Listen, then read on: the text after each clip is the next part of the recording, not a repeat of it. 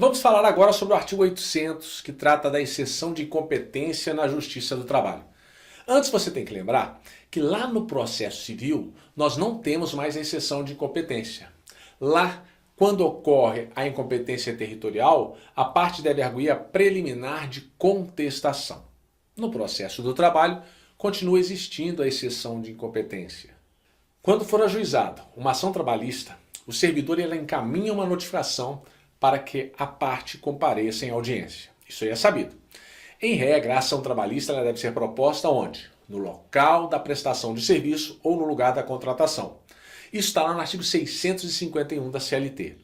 Quando o reclamado recebe a notificação e o juízo em que ela foi proposta é diferente do local da prestação de serviço ou da contratação, o reclamado ele poderá arguir a exceção de incompetência. Quando o reclamado receber a notificação no prazo de 5 dias, é que ele vai poder propor a exceção de incompetência.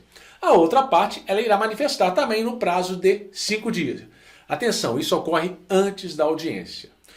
O processo será suspenso e a audiência designada apenas após for decidida essa exceção de competência, com manifestação pelo reclamante e litisconsórcio em 5 dias se tiver.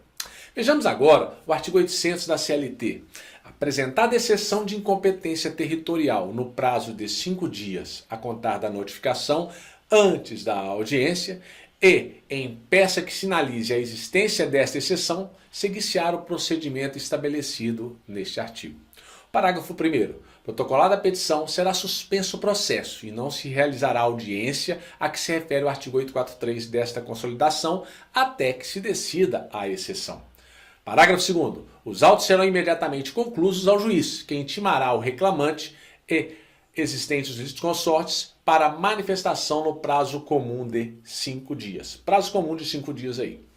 Se entender necessária a produção de prova oral, o juízo designará audiência, garantindo o direito de o recipiente e de suas testemunhas serem ouvidos por carta precatória no juízo que houver indicado como competente. Olha que interessante essa mudança. Parágrafo 4º. Decidida a exceção de incompetência territorial, o processo retomará o seu curso com a designação de audiência, a apresentação de defesa e a instrução processual perante o juízo competente. Fique ligado na diferença. No processo civil, a incompetência territorial é arguída em preliminar de contestação e, no processo do trabalho, em exceção de incompetência. A decisão do juiz que decide a exceção de incompetência na Justiça do Trabalho é uma decisão interlocutória. Regra geral, não cabe de imediato recurso dessa decisão interlocutória, salvo se for acolhida a exceção de incompetência territorial com a remessa dos autos para o juízo de outro Tribunal do Trabalho. Você confere isso na súmula 214. Vai lá, faz a leitura dessa súmula que é importante. Artigo 818 da CLT. Vai falar do ônus da prova. As regras ficaram iguais ao Código de Processo Civil. Nós temos agora quase que uma igualdade. O ônus da prova, ele incumbe a quem?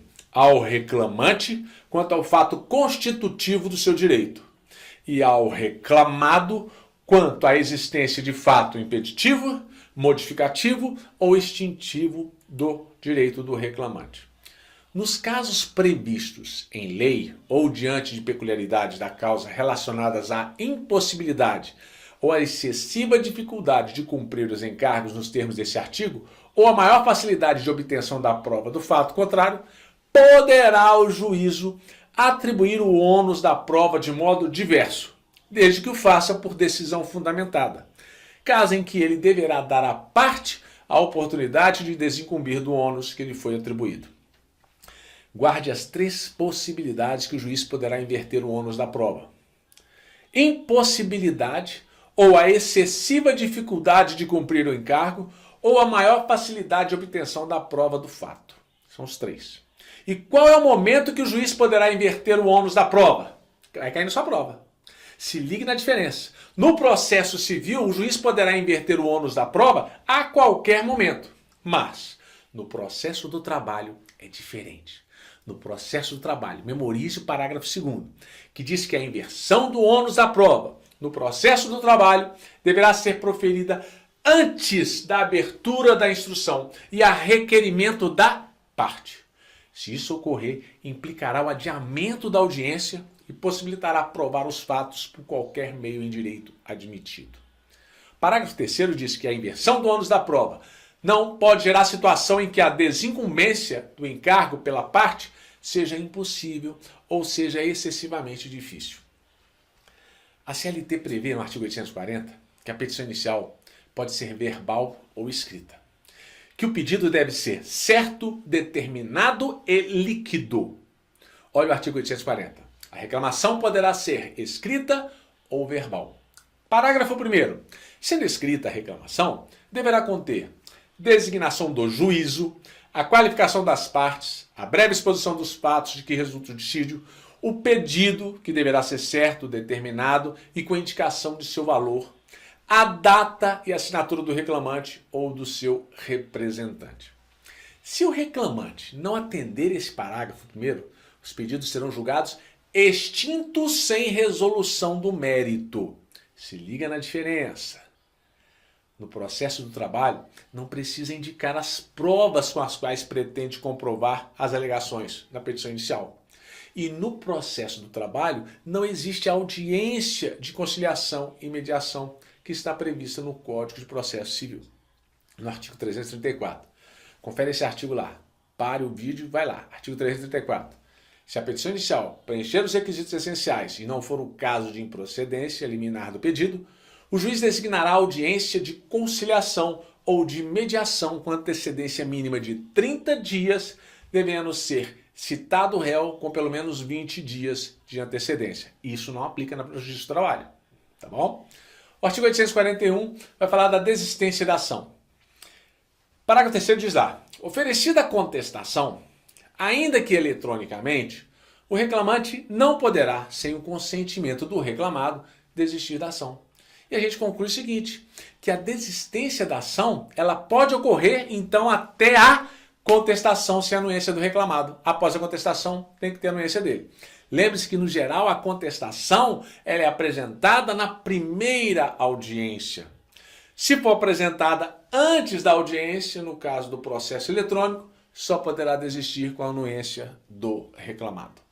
Mas nada impede que o reclamado apresente a contestação no prazo de 20 minutos de forma oral. Fique ligado nas diferenças do processo de trabalho e processo civil. Vamos falar agora do preposto, previsto no artigo 843, parágrafo 3º. O preposto não precisa mais ser empregado. Preposto não precisa mais ser empregado. Olha o que diz. O preposto, a que se refere o parágrafo 1º desse artigo, não precisa ser empregado da parte reclamada. Artigo 844 fala das consequências do não comparecimento das partes em audiência. A ausência do reclamante gera arquivamento. E ele terá que pagar as custas para a propositura de nova ação, ainda que beneficiário da gratuidade da justiça. Guarde isso.